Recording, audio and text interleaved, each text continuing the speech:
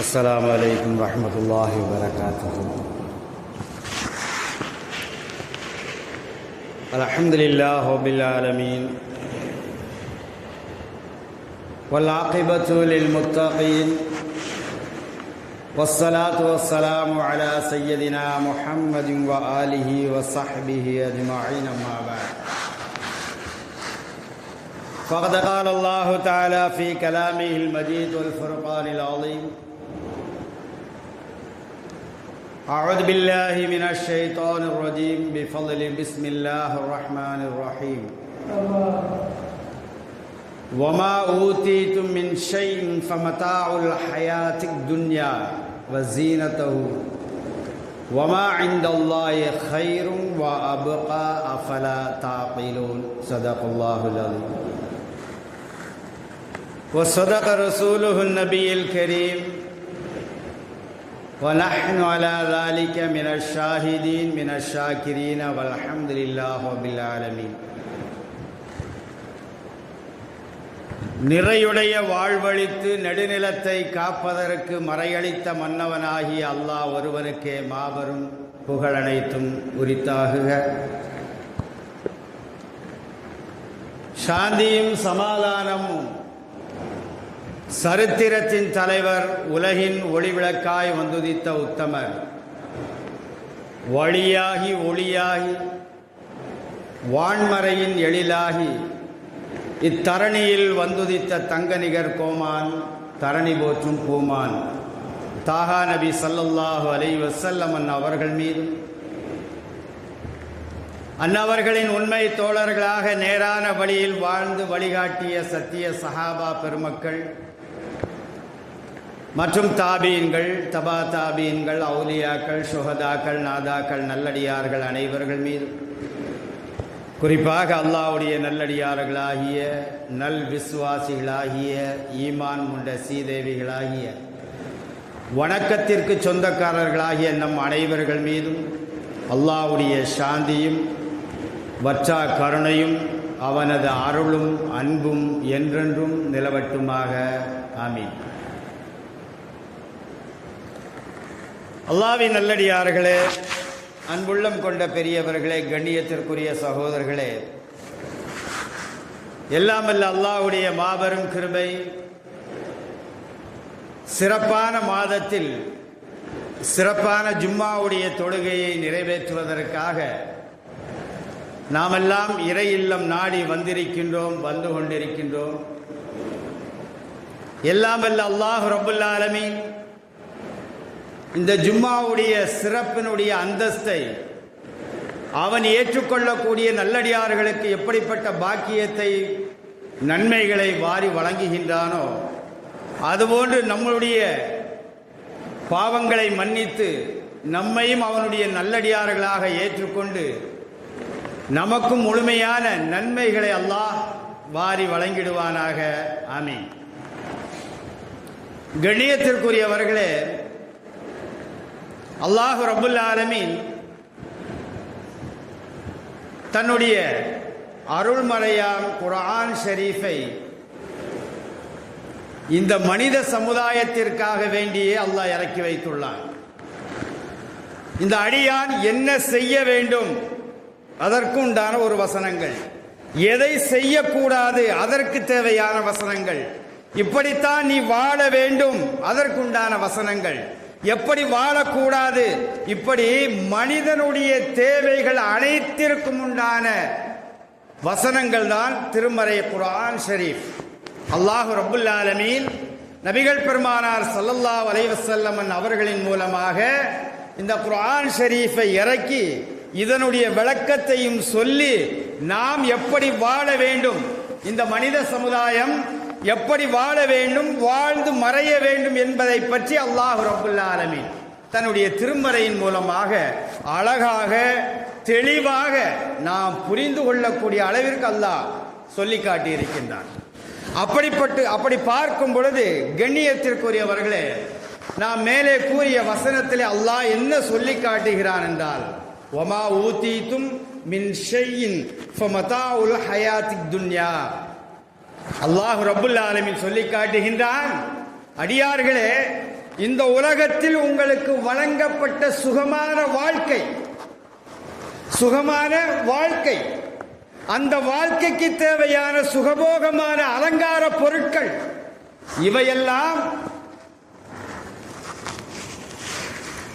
இவையெல்லாம் உங்களுக்கு சில காலம்தான் இந்த உலகத்தில் பயன்படும். சுகமான வாழ்க்கை, சுகபோகமான அலங்கார பொருட்கள் அனைத்தும் உங்களுக்கு சில காலம்தான் அது உங்களுக்கு பயன்படும். அதற்கு அப்பால் அது சில நாட்களில் உங்களை விட்டு மறைந்துவிடும் என்பதாக வல்ல ரஹ்மான் தன்னுடைய திருமறையிலே அழகாக நமக்கு சொல்லி காட்டுகின்றான். அப்ப கண்ணியமானவர்களே, நம்முடைய வாழ்க்கை, நாம் வாழக்கூடிய வாழ்க்கை படித்தரங்கள் எப்படி வாழ்ந்து கொண்டிருக்கின்றோம் என்பதை அல்லாஹ்வால் படைக்கப்பட்ட அடியானாகிய மனித சமுதாயமாகிய நாம் ஒவ்வொரு மனிதனும் சிந்திக்க கடமைப்பட்டிருக்கின்றோம். ஏன்னு சொன்னா அல்லாஹ் தான் சொல்றான், மனிதா நீ சிந்தித்துக்கொள், மற்ற ஜீவராசிகளுக்கு கொடுக்கப்பட்டவை 5 அறிவு, உனக்கு ஒரு அறிவு அதிகப்படியாக கொடுத்துள்ளேன். ஏன், எதற்காக கொடுத்தோம் என்றால் நீ சிந்தித்து செயல்பட வேண்டும், உன்னுடைய வாழ்க்கையை நேர்மையான வாழ்க்கையாக சத்திய வழியில் உன்னுடைய வாழ்க்கையை வாழ்வதற்கு நீ முயற்சி செய்து வாழ வேண்டும் என்பதற்காக அல்லாஹ் ரப்புல் ஆலமீன் இந்த வசனத்தின் மூலமாக, சிறிய வசனமாக இருந்தாலும் நாம் சிந்திக்கக்கூடிய அளவிற்கு, சிந்தித்து செயல்படக்கூடிய அளவிற்கு அழகான ஒரு வசனமாக அல்லாஹ் ரப்புல் ஆலமீன் நமக்கு கொடுத்திருக்கின்றார். கண்ணியமானவர்களே, நபி உமர் ரலியல்லாஹு அன்ஹு அவர்கள், அவருடைய பணி எப்படிப்பட்ட பணி என்பது நம் எல்லோருக்கும் நன்றாக தெரியும். அவருடைய வாழ்க்கை, சிறு வயதிலிருந்து வாழ்ந்து வந்த வாழ்க்கை எப்படி என்பது நமக்கு நன்றாக தெரியும். வரலாறு சொல்லி காட்டுகின்றது. எத்தனையோ உலமாக்கள் சொல்லி காட்டியிருப்பார்கள், நாம கேள்விப்பட்டிருக்கின்றோம், படித்திருக்கின்றோம். அப்படிப்பட்ட ஹஸ்ரத் உமர் ரலியல்லாஹு அன்ஹு அவருடைய பெரிய வயதிலே அவர்கள் கலீஃபா என்கக்கூடிய அந்தஸ்தை பெற்றார்கள். கலீஃபா என்கக்கூடிய அந்தஸ்தை அல்லாஹ் ரப்புல் ஆலமீன் கொடுத்தான், பெற்றுக்கொண்டார்கள். இன்னும் சொல்ல போனால் அவருடைய ஆட்சி 4 கண்டங்களை ஆட்சி செய்யக்கூடிய பவரை அல்லாஹ் ரப்புல் ஆலமீன் அவர்களுக்கு கொடுத்தான். அவர் வேண்டுமானால், அவர் நாடினால், அவர் நினைத்தால் எப்படி வேண்டுமானாலும் வாழலாம். ஏன் சொன்னா அவருடைய வாழ்க்கை சின்ன வயசுல இருக்கும் பொழுது அவருடைய தகப்பனார் நீ எதற்கும் லாயக்கில்லாதவன், எதற்கும் தகுதி இல்லாதவன் என்று அவரை சாட்டையால் அடிப்பார்களாம். அந்த அளவிற்கு கொடுமைப்பட்டிருக்கின்றார்கள், வேதனைப்பட்டிருக்கின்றார்கள் உமர் ரலியல்லாஹு அவர்கள் சிறு வயதிலே. ஆனால் அவர்கள் வளர்ந்த பிறகு, இஸ்லாம் என்கக்கூடிய புனித மார்க்கத்தை தெரிந்து கொண்ட பிறகு அல்லாஹ் ரப்புல் ஆலமீனால் கொடுக்கப்பட்ட பாக்கியம் 4 கண்டங்களை ஆட்சி செய்யக்கூடிய அளவிற்கு அல்லாஹ் பவரை கொடுத்தான், கலீஃபா என்கக்கூடிய அந்தஸ்தை கொடுத்தான். அப்படிப்பட்ட கலீஃபா உமர் ரலியல்லாஹு அன்ஹு அவர்கள் பதவியை முடித்துவிட்டு வீட்டிற்கு செல்லும் பொழுது, படுக்கைக்கு செல்லும் பொழுது என்ன செய்வார்கள் தெரியுமா? தனிமையில் 10 நிமிடம் அமருவார்கள். தனிமையில 10 நிமிடம் அமர்வார்கள். அமர்ந்து கொண்டு, உமரே, அல்லாஹ் உமக்கு மிகப்பெரிய அந்தஸ்தை கொடுத்திருக்கின்றான், நீ எப்படிப்பட்ட வாழ்க்கை வாழ்ந்தாய், கீழ்த்தரமான வாழ்க்கை வாழ்ந்தாய், மோசமான வாழ்க்கை வாழ்ந்து கொண்டிருந்த உனக்கு அல்லாஹ் மிகப்பெரிய அந்தஸ்தை கொடுத்திருக்கின்றான், மிகப்பெரிய பாக்கியத்தை கொடுத்திருக்கின்றான், மிகப்பெரிய கலீஃபா என்கக்கூடிய பவரை அல்லாஹ் உனக்கு தந்திருக்கின்றான். உமரே, நாளை அல்லாஹ் மஹ்ஷரில் விசாரணைக்கு முன்னால் நீ உன்னை தயார்படுத்திக் கொள்ள வேண்டும். உமர் தனக்குத்தானே சொல்லிக் கொள்வார்களாம், இன்னைக்கு என்ன அமல் செய்தாய், இன்னைக்கு யாருக்கெல்லாம் துரோகம் செய்தாயா, யாருக்காவது பாவம் செய்தாயா, அல்லது நல்ல விஷயங்கள் தான் செய்தாயா என்பதாக இரவிலே தூங்குவதற்கு முன்பாக ஹஸ்ரத் உமர் ரலியல்லாஹு அன்ஹு அவர்கள் சில 10 நிமிடங்கள் அமர்ந்து தனிமையில் தனக்குத்தானே கேள்வி கேட்டுக்கொள்வார்கள். ஏன்னா நாளைக்கு அல்லாஹ் கேள்வி கேட்பான், நாளைக்கு அல்லாஹ் கேள்வி கேட்பான் அல்லவா, அவன் கேட்கக்கூடிய கேள்விக்கு பதில் சொல்வதற்கு தயாராக இருக்க வேண்டும் அல்லவா. அதனால் இவர்கள் தனக்குத்தானே கேள்வி கேட்டு தன்னை தயார் செய்து கொள்வார்கள் என்பதாக நமக்கு வரலாறு சொல்லி காட்டுகின்றன. அப்ப கண்ணியமானவர்களே, நமக்கு கொடுக்கப்பட்ட வாழ்க்கை மிக அற்புதமான வாழ்க்கை, அழகான வாழ்க்கை, சுகமான வாழ்க்கை, சுகபோக வாழ்க்கை அல்லாஹ் கொடுத்திருக்கின்றான். அப்படி கொடுக்கப்பட்ட இந்த வாழ்க்கையை அல்லாஹ் கொடுத்தான் என்ற நம்பிக்கையோடு வாழ்ந்து செயல்பட்டோமே ஆனால் நிச்சயமாக நாம் இவ்வுலகிலும் சரி மறுமையிலும் சரி வெற்றி பெற்றவர்களாகவே வாழ்வோம் என்பதில் எந்த விதமான சந்தேகம் இல்லை.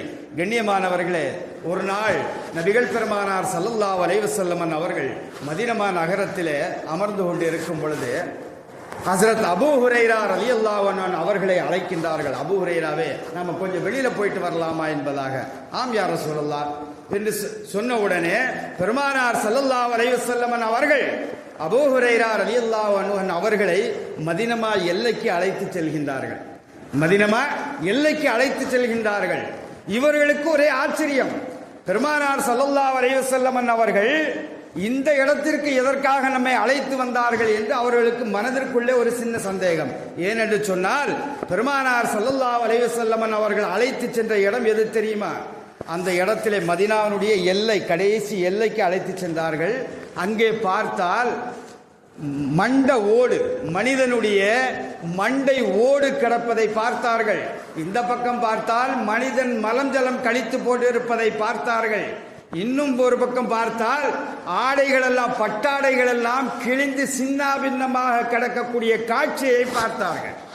பார்த்து அபூ ஹுரைரா ரலியல்லாஹு அன்ஹு அவர்களுக்கு ஒரே ஏக்கம். என்னடா இது, பெருமானார் ஸல்லல்லாஹு அலைஹி வஸல்லம் அவர்கள் இந்த இடத்திற்கு எதற்காக அழைத்து வந்தார்கள் என்று யோசித்துக் கொண்டு இருக்கும் பொழுதே பெருமானார் அவர்கள் கேட்டார்கள், அபூ ஹுரைராவே, நான் ஏன் உம்மை இங்கே அழைத்து வந்தேன் என்பதாக யோசிக்கின்றீரா? ஆம் யா ரசூலல்லாஹ், நீங்கள் எதற்காக இங்கே என்னை அழைத்து வந்தீர்கள் புரியவில்லையே என்று கேட்கும் பொழுது பெருமானார் ஸல்லல்லாஹு அலைஹி வஸல்லம் அவர்கள் சொன்னார்கள், அருமையான விஷயத்தை சொன்னார்கள்.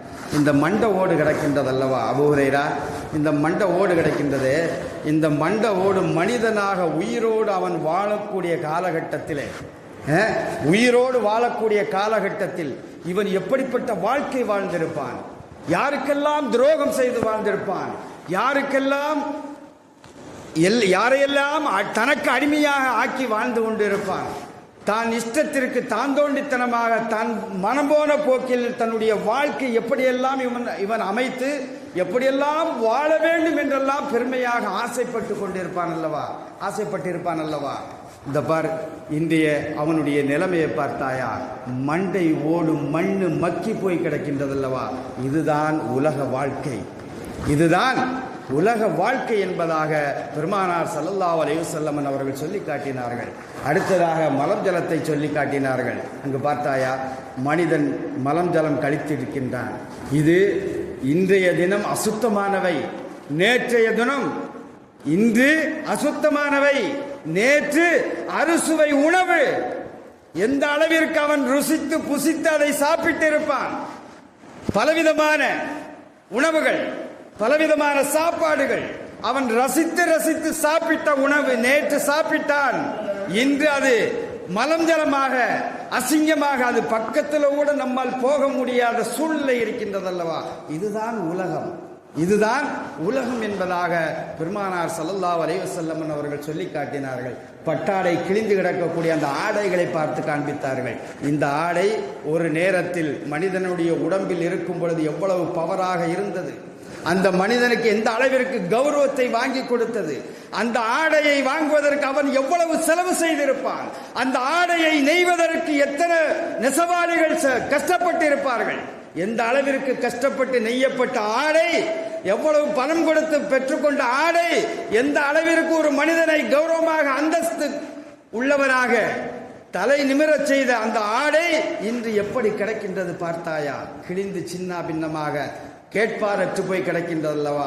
இதுதான் உலகம், இப்படித்தான் உலகம் இருக்கும் என்பதாக பெருமானார் ஸல்லல்லாஹு அலைஹி வஸல்லம் அவர்கள் ஹஸரத் அபூ ஹுரைரா ரலியல்லாஹு அன்ஹு அவர்களிடத்திலே மனிதன் புரிந்து கொள்ளக்கூடிய அளவிற்கு இந்த விளக்கத்தை எடுத்து சொன்னார்கள் என்றால், கண்ணியமானவர்களை, நாம் அதை சிந்தித்து தன்னுடைய வாழ்க்கையை சீரான பாதையில் அமைத்துக் கொள்ள வேண்டும் என்பதற்குத்தான் கண்மணி நாயகம் ஸல்லல்லாஹு அலைஹி வஸல்லம் அவர்கள் இப்படிப்பட்ட சம்பவங்களை எல்லாம் நமக்கு ஒரு பாடமாக, ஒரு படிப்பினையாக சொல்லி தந்திருக்கின்றார்கள். அபூ ஹுரைரா ரலியல்லாஹு அன்ஹு அவருடைய வாயிலாக நமக்கு அறிவிக்கப்பட்ட ஹதீஸ் மிக பிரபலமான ஹதீஸாக இருக்கின்றது. அப்போ கண்ணியமானவர்களுடைய நம்முடைய வாழ்க்கை, அல்லாஹ் ரப்புல் ஆலமீன் நமக்கு கொடுக்கப்பட்ட வாழ்க்கை சில காலம்தான். நாம் எப்போது நமக்கு மரணம் என்பது யாருக்குமே தெரியாது, யாராலும் யூகிக்கவும் முடியாது, கணிக்கவும் முடியாது நிச்சயமாக. ஏன் என்று சொன்னால் மரணம் என்பதை அல்லாஹ் ரப்புல் ஆலமீன் தன்னுடைய கைவசம் வைத்திருக்கின்றான். யாருக்கு எப்போது வழங்குவான், கொடுப்பான், எப்போது எடுப்பான் என்று யாராலும் சொல்லவே முடியாது.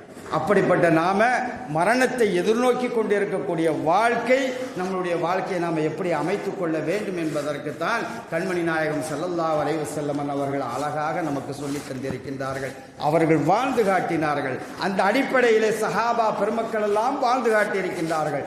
அவர்கள் வாழ்ந்து காட்டிய வரலாற்று சம்பவங்கள் எல்லாம் ஒவ்வொரு வரலாற்றை நாம் எடுத்து பார்த்தோமே ஆனால் அவ்வளவு கஷ்டப்பட்டார்கள். ஏன், இஸ்லாத்தை ஏற்றுக்கொள்வதற்கு முன்பாக சஹாபாக்களுடைய வாழ்க்கை எப்படி இருந்தது தெரியுமா? நாம் தெரிந்திருப்போம். ஆனாலும் அவருடைய வீட்டிலே ஒவ்வொரு தோழர்களும், சஹாபா பெருமக்கள் எல்லாம் ஒவ்வொருவருடைய வீட்டிலும் அந்த காலத்தில் ஒமல் சொல்லுவாங்க, தெரியும் உங்களுக்கு, பெரியவங்களுக்கு தெரியும். நெல்லெல்லாம் வைப்பார்கள், அரிசியெல்லாம் அதில் தான் கொட்டி வைப்பாங்க, ஒமல் என்பதாக சொல்வார்கள். அப்படி ஒவ்வொரு தோழர்களும் சஹாபாக்களுடைய வீட்டிலே உமலாக சாராயத்தை வைத்திருந்தார்கள். நாம் அரிசி கோதுமையை வைத்திருப்போம் அல்லது நெல்லை வைத்திருப்போம். ஆனால் சஹாபா பெருமக்கள் இஸ்லாம் என்கக்கூடிய அந்த கொள்கை வருவதற்கு முன்பாக, இஸ்லாத்தை ஏற்றுக்கொள்வதற்கு முன்பாக வீட்டிலே சாராயத்தை உமலாக வைத்து குடித்துக் கொண்டிருந்தார்கள். இது இஸ்லாம் தடுக்கின்றது என்று தெரிந்தவுடனே பெருமானார் ஸல்லல்லாஹு அலைஹி வஸல்லம் அவர்கள் சொன்னார்கள், இது ஹராம், அல்லாஹ் தடுத்திருக்கின்றான். உங்களுடைய செயல்பாடுகள் எல்லாம் ஹராமான வாழ்க்கை வாழ்ந்து கொண்டிருக்கின்றீர்கள், அல்லாஹ்விற்கு மாற்றமான உங்களுடைய வாழ்க்கை என்று பெருமானார் அவர்கள் இஸ்லாத்தை எடுத்து சொல்லும் பொழுது ஏற்றுக்கொண்ட சத்திய சஹாபாக்கள் எல்லாம் அவருடைய வீட்டில் இருந்த உமல் பானை எல்லாம், அந்த சாராய பானை எல்லாம் ரோட்டில் தூக்கி எறிந்தார்களாம், உருட்டி கொட்டி விட்டார்களாம். அது எப்படி சென்றதென்றால், அதுவும் வரலாறு தான் சொல்லி காட்டுகின்றது. ஆற்றில் வெள்ளம் எப்படி வீறிட்டு ஓடிக்கொண்டு இருக்குமோ அதுபோன்று ரோட்டிலே அவர்கள் சேமித்து வைத்திருந்த சாராயம் எல்லாம் ரோட்டிலே ஓடியதாக வரலாறு சொல்லி காட்டுகின்றது. அப்ப அவர்கள் இதுதான் உண்மையான மார்க்கம், இது சத்தியமான மார்க்கம், அப்ப அல்லாஹுவை வணங்க வேண்டும், அவனை நேசிக்க வேண்டும். நமக்கு இந்த உலகம் நிரந்தரம் அல்ல, நிச்சயமாக மறுமை என்பது உண்டு, அங்குதான் நிரந்தர வாழ்க்கை என்பதை பெருமானார் ஸல்லல்லாஹு அலைஹி வஸல்லம் அவர்களின் மூலமாக புரிந்து கொண்டதின் காரணமாக, தெரிந்து கொண்டதின் காரணமாக அவர்களை இன்று நாம் அவருடைய வரலாற்றை பின்பற்ற வேண்டும். அவருடைய வரலாற்றை நமக்கு ஒரு படிப்பினையாக எடுத்து, பாடமாக எடுத்து, அந்த அடிப்படையில் தன்னுடைய வாழ்க்கையை ஒரு சிறிதளவாவது வாழ்வதற்கு முயற்சி செய்ய வேண்டும் என்பதற்குத்தான் அவருடைய வரலாற்று சம்பவத்தை எல்லாம் நாம் தெரிந்து கொண்டிருக்கின்றோம், படித்து கொண்டிருக்கின்றோம். கண்ணியமானவர்களே, ஒரு நாள் நபீனா மூசா அலைஹிஸ்ஸலாம் அவர்கள் அல்லாஹ்விடம் கேட்டார்கள், யா அல்லாஹ், உன்னிடம் ஒரு சில கேள்வி கேட்க எனக்கு ஆசை என்பதாக. அப்போ அல்லாஹ் கேட்கின்றான், என்னிடமே நீ கேள்வி கேட்க ஆசைப்படுகின்றாயா? ஆம் யா அல்லாஹ், எனக்கும் ஒரு ஆசை. என்ன ஆசை? அப்போ நபீனா மூசா அலைஹிஸ்ஸலாம் அவர்கள் கேட்டார்கள், யா அல்லாஹ், உமக்கு தூக்கமே கிடையாதா, நீ தூங்க மாட்டாயா என்பதாக அல்லாஹ்விடம் கேட்டார்கள். அப்போ அல்லாஹ் ரப்புல் ஆலமீன் சொன்னான், மூசாவே, பக்கத்தில் இருக்கக்கூடிய கண்ணாடி பாட்டில் கிடக்கு பாரு, அதை எடுத்து கையில் வச்சுக்கோன்னு சொன்னான். மூசா அலைஹிஸ்ஸலாம் அவர்கள் எதுவுமே கேட்கவில்லை. அல்லாஹ்விடம் கேட்டது, நீ தூங்க மாட்டாயா, உனக்கு தூக்கம் என்பது கிடையாதா என்ற கேள்வி மட்டும்தான். அல்லாஹ் அதற்கு சொன்னான், அந்த கண்ணாடி பாட்டிலை உன்னுடைய கையில எடுத்துக்கொண்டு நில்லு என்பதாக அல்லாஹ் கட்டளையிட்டான். மூசா அலைஹிஸ்ஸலாம் அவர்கள் கண்ணாடி பாட்டிலை தன்னுடைய கையில ஏந்திய வண்ணம் நின்றார்கள். ஒரு நாள், 2 நாள், 3வது நாள், சரியாக 3வது நாள் முடிவதற்கு முன்பாகவே அவருடைய கையில் இருந்த கண்ணாடி பாட்டில் அவர் அறியாமலேயே கீழே விழுந்து நொறுங்கிவிட்டது. அவர்களுக்கு ஒண்ணுமே ஓடல. ஆகா, கையில் வச்சிருந்த பாட்டில் கீழே விழுந்து நொறுங்கி விட்டது. அல்லாஹ் கேட்கின்றான், மூசாவே, உம்முடைய கையில் இருந்த கண்ணாடி பாட்டில் எங்கே என்பதாக கேட்கும் பொழுது, யா அல்லாஹ், என் அறியாமலே கண்ணசந்து விட்டேன், பாட்டில் கைதவறி கீழே விழுந்து நொறுங்கி விட்டது என்பதாக மூசா அலைஹிஸ்ஸலாம் அவர்கள் சொன்னார்கள். அப்பதான் அல்லாஹ் சொன்னான், மூசாவே, இதே போன்றுதான் நான் தூங்கிவிட்டால் உலகம் சிதறிவிடும், என்னுடைய கட்டுப்பாட்டிற்குள் இந்த உலகத்தை வைத்திருக்கின்றேன் என்பதாக அல்லாஹ் சொல்லி காட்டினான். அப்படி இருக்கும் பொழுது நான் தூங்க முடியுமா? தூங்க முடியாது. சரி அல்லாஹ், இரண்டாவதாக ஒரு கேள்வி. என்ன கேள்வி? யா அல்லாஹ், நீ சுபர்க்கத்தையும் படைத்திருக்கின்றாய், மகிழ்ச்சியாக இருக்கின்றது, சந்தோஷமாக இருக்கின்றது. உன்னுடைய அடியார்களுக்காக நீ சுபர்க்கத்தை படைத்தாய், சந்தோஷம். ஆனால் நரகத்தை எதற்காக படைத்திருக்கின்றாய் இறைவா? உன்னுடைய அடியார்களை எல்லோரையும் நீ சுபர்க்கத்திலே செலுத்தலாம் அல்லவா, நுழைய செய்யலாம் அல்லவா, எதற்காக நீ நரகத்தை படைத்தாய் என்ற கேள்வி கேட்டார்கள். அதற்கும் அல்லாஹ் ரப்பல் ஆலமீன் பதில் சொன்னார், மூசாவே, உம்மிடம் கோதுமை இருக்கின்றதா? இருக்கின்றது யா அல்லாஹ், அதை விளைச்சல் அறுவடை செய், அதாவது வயலில் போடு விதைத்து அறுவடை செய் என்பதாக அல்லாஹ் சொன்னான். அதே போன்று நபீனா மூசா அலைஹிஸ்ஸலாம் அவர்கள் கோதுமையை விதைத்தார்கள், தண்ணீர் பாய்ச்சினார்கள், வளர்ந்து வந்தது, அறுவடைக்குண்டான நேரமாகிவிட்டது, அறுவடையும் செய்தார்கள். அறுவடை செய்து கோதுமையை பையிலே பூட்டிக் கொண்டு வீட்டுக்குள்ள பத்திரமாக பாதுகாப்பாக வைத்துக் கொண்டார்கள். அந்த கோதுமை மணி வந்த அந்த பதர் இருக்கின்றது அல்லவா, அதை தூக்கி எறிந்து விட்டார். அது தேவையில்லை அல்லவா மனிதனுக்கு. அல்லாஹ் ரப்பல் ஆலமீன் கேட்கின்றான், மூசாவே, நான் சொன்னதை செய்தாயா?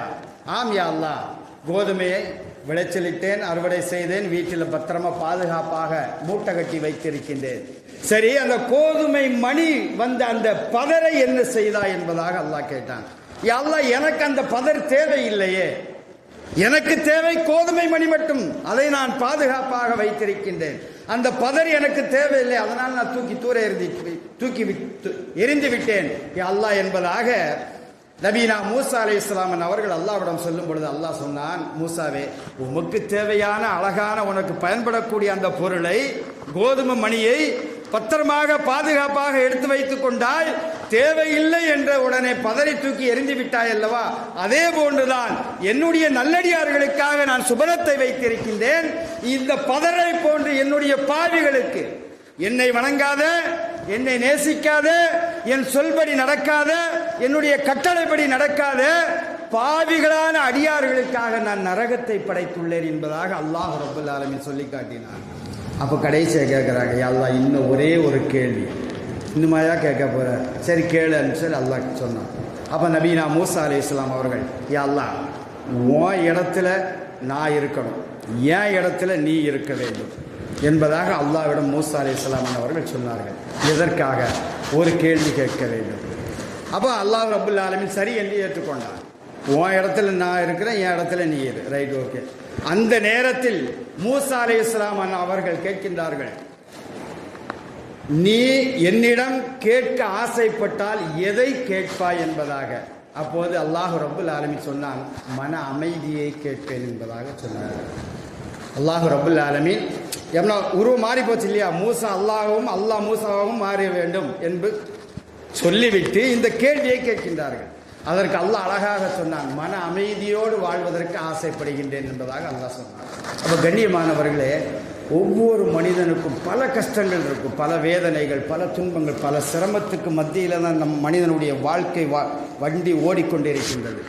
ஆனாலும் அந்த நேரத்திலும் கூட ஒரு 10 நிமிடம் மனதை அமைதிப்படுத்தி கொண்டு அன்றைய தினம் என்னவெல்லாம் செய்தோம், நம் மீது கடமையாக்கப்பட்ட அந்த கடமையெல்லாம் நாம் சரியான முறையில் நிறைவு செய்தோமா, நபிகள் பெருமானார் ஸல்லல்லாஹு அலைஹி வஸல்லம் அவர்கள் சொல்லி காட்டிய அந்த வழிமுறைப்படி நம்முடைய வாழ்க்கை பயணம் இன்று இருந்ததா, யாருக்கெல்லாம் நல்லது செய்திருக்கின்றோம், யாருக்காவது கெடுதல் செய்திருக்கின்றோமா, அதை திருத்திக் கொள்வதற்காக. அப்போ அந்த 10 நிமிடம் மன அமைதி இருக்குமேயானால், அந்த மன அமைதியான அந்த நேரத்தில் நாம் நம்மையே யோசிக்கும் பொழுது, சிந்தித்து பார்க்கும் பொழுது, நிச்சயமாக நம்முடைய உள்ளத்திற்குள் ஒரு நல்ல விதமான புதுவிதமான தோற்றங்கள் உருவாகும். சரி, நாம் இன்று இப்படி வாழ்ந்து விட்டோம், இனிமேல் இப்படிப்பட்ட வாழ்க்கை வாழக்கூடாது, நேர்மையான வாழ்க்கையை வாழ்வதற்கு முயற்சி செய்ய வேண்டும் என்ற எண்ணங்கள் ஒவ்வொரு அடியானுடைய உள்ளத்திலும் தோன்றும் என்பதற்காகத்தான் இப்படிப்பட்ட வரலாற்றை நமக்கு தப்சீரின் மூலமாக சொல்லி காட்டப்பட்டிருக்கின்றது.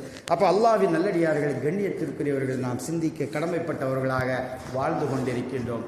கண்ணியமானவர்கள், இன்னும் சொல்லப்போனால் எவ்வளவோ இருக்கின்றது, நாம் புரிந்து கொள்ளக்கூடிய அளவிற்கு தெரிந்து வாழ வேண்டும் என்பதற்காக எவ்வளவோ வரலாற்று சம்பவங்கள். நபீனா ஈசா அலைஹிஸ்ஸலாம் அவர்களை எடுத்து சொல்லோமேயானால், நபீனா ஈசா அலைஹிஸ்ஸலாம் அவர்கள் எப்போதுமே அவருடைய பயணம் எப்படி இருக்குமே, ஆனால் ஊருக்காட்டுக்குள்ளெல்லாம் இருக்காது. ஏதாவது ஒரு காட்டுப்பகுதியாக போவார், இல்லை மலைப்பகுதியாக போவார். இப்படியே அவருடைய தியானங்களில் அவருடைய பயணம் அப்படித்தான் இருந்து கொண்டு இருக்கும். ஒரு நாள் மலைப்பகுதியாக சென்று கொண்டிருக்கும் பொழுது மலையினுடைய பொதும்பிலே, மலை ஓட்டைக்குள்ள, குகைக்குள்ள ஒரு மனிதர் தவம் செய்து கொண்டு இருக்கக்கூடிய காட்சியை பார்த்தார்கள். அதை பார்த்து இந்த மனுஷன் இந்த காட்டுக்குள்ள, அது மலைக்குள்ள, மலை குகைக்குள்ள உட்கார்ந்து தியானத்தில் இருக்கின்றானே என்று அங்கே நின்று விட்டார்கள். அவருடைய தியானம் முடியும் வரை, அந்த பெரியவருடைய தியானம் முடிகிற வரைக்கும் அங்கே நின்று கொண்டிருந்தார்கள். முடிந்த பிறகு கேட்கின்றார்கள், இங்கே என்ன செய்து கொண்டிருக்கின்றாய்? நான் என்னை படைத்த இறைவனை வணங்கி கொண்டிருக்கின்றேன். எவ்வளவு நாளாக வணங்கி கொண்டிருக்கின்றாய்? இந்த மலை குகைக்குள்ள 100 ஆண்டு காலமாக நான் வணங்கி கொண்டிருக்கின்றேன் என்பதாக அந்த பெரியவர் சொன்னார். அப்ப நபீனா ஈசா அலைஹிஸ்ஸலாம் அவர்கள் என்ன கேட்டார்கள் தெரியுமா? ஏன் இந்த மலை மடையடிவாரத்திற்கு வந்து இங்க தனிமையில் உட்கார்ந்து தியானத்தில் ஈடுபட வேண்டும்? ஊருக்குள்ள ஏதாவது ஒரு வீடை கட்டி, குடிசையை கட்டி அங்கே இருந்து இறை தியானத்தில் ஈடுபட்டு கொண்டு இருக்கலாமே என்று கேட்கும் பொழுது அந்த பெரியவர் சொன்ன வார்த்தை என்ன தெரியுமா? நான் இங்கே இருப்பதினால் எந்த சிரமமும் எனக்கு இல்லை. ஏன்னா நேரம் வர்ற இறை தியானத்தில் இருந்து கொண்டிருக்கின்றேன். தேவை முடிந்த பிறகு சென்று விடுவேன். இதே நீங்கள் ஊருக்குள்ள குடிசை கட்டி அல்ல வீடு கட்டி அங்கே உட்கார்ந்து தியானிக்கலாமே என்று கேட்கின்றீர்களே, அந்த வீடை கட்டுவதற்காக அவர் சொன்ன வார்த்தை, அந்த பெரியவர் சொன்ன வார்த்தை, அந்த வீடை கட்டுவதற்கு அல்லது குடிசை கட்டுவதற்கோ சில நாட்கள் பீடிக்கும். ஒரு வாரமோ இல்லை 10 நாளோ நீடிக்கும். அந்த 10 நாட்களை வீடு கட்டுவதற்காக நான் வீணடிக்க விரும்பவில்லை. அந்த 10 நாட்களை சும்மா வீடு கட்டுவதற்காகவே வீணடிக்க நான் விரும்பவில்லை. மாறாக அந்த 10 நாட்கள் நான் தியானத்தில் இருக்க ஆசைப்படுகின்றேன். அதனால்தான் இங்கே அமர்ந்து இறை வணக்கத்திலே ஈடுபட்டு கொண்டிருக்கின்றேன் என்பதாக அந்த பெரியவர் சொன்னார். அப்போ ஈசா அலைஹிஸ்ஸலாம் அவர்கள் என்ன சொன்னார்கள் தெரியுமா? எனக்கு பின்னால் ஒரு நபி வருவார், முஹம்மது ஸல்லல்லாஹு அலைஹி வஸல்லம் தோன்றுவார். அவர்களுடைய உம்மத்தினருடைய வாழ்க்கை எப்படி இருக்கும் தெரியுமா? அவருடைய ஆயுட்காலம் 100ஐ தாண்டுவது கடினம். அவருடைய ஆயுட்காலம் 100ஐ தாண்டுவது கடினம். ஆனால் அவர்கள் என்ன எண்ணத்தோடு வாழ்ந்து கொண்டிருப்பார்கள் தெரியுமா? 1000 ஆண்டு காலம் இந்த பூமியில் நாம சந்தோஷமாக, மகிழ்ச்சியாக, சுகமாக, சுகபோக பொருட்களோடு நாம் வாழ்ந்து கொண்டிருப்போம் என்ற எண்ணத்தோடு சுகமாக வாழ ஆசைப்பட்டு வாழ்ந்து கொண்டிருப்பார்கள். பெரிய பெரிய வீடெல்லாம் கட்டி வாழ்ந்து கொண்டிருப்பார்கள் என்பதாக நபி ஈசா அலைஹிஸ்ஸலாம் அவர்கள் சொன்னார்கள். அப்போ அந்த இடத்தில் அந்த பெரியவர் என்ன சொல்கிறார் என்றால், அவர்களுக்கு கொடுக்கப்பட்ட அந்த ஆயுள் குறைவாக இருக்கிறது அல்லவா, அந்த ஆயுள் எனக்கு கொடுக்கப்பட்டால் ஒரே சஜிதாவில் அந்த ஆயுளை கழிப்பேன் என்பதாக அந்த பெரியவர் சொன்னார். அப்போ கண்ணியமானவர்கள், இப்படிப்பட்ட வரலாறெல்லாம் நமக்கு பாடம், நமக்கு படிப்பினை. நாம் எப்படி நம் மீது சுமத்தப்பட்ட, கடமையாக்கப்பட்ட அந்த கடமைகளை நாம் எப்படி செய்து வாழ்ந்து கொண்டிருக்கின்றோம் என்பதை நாம் உணர வேண்டும் என்பதற்குத்தான் குர்ஆனும் ஹதீஸும் நமக்கு சொல்லி காட்டுகின்றது. ஆக அல்லாஹ்வின் நல்லடியார்களே, கண்ணியமானவர்களே, பெரியவர்களே, தீன்தாரிகளே, எல்லாம் அல்ல அல்லாஹ் ரப்புல் ஆலமீன் நாம் அனைவர்களும் அவனுடைய நல்லடியார்களாக, வணக்கசாலிகளாக, நபிகள் பெருமானார் ஸல்லல்லாஹு அலைஹி வஸல்லம் அவர்கள் எந்த வழிமுறைப்படி நடக்க வேண்டும் என்று வாழ்ந்து காட்டி சென்றார்களோ அந்த அடிப்படையில் நாம் வாழ்வதற்கும் நம் சமுதாயத்தைச் சேர்ந்த அனைவர்களும் நல்லவர்களாக, தீன்தாரிகளாக வாழ எல்லாம் வல்ல அல்லாஹ் ரப்புல் ஆலமீன் நாம் அனைவர்களுக்கும் அருள் புரிவானாக. வாஹிர் தாவானா அனில் ஹம்துலில்லாஹி ரப்பில் ஆலமீன். அஸ்ஸலாமு அலைக்கும் வரஹ்மத்துல்லாஹி வபரகாத்துஹு.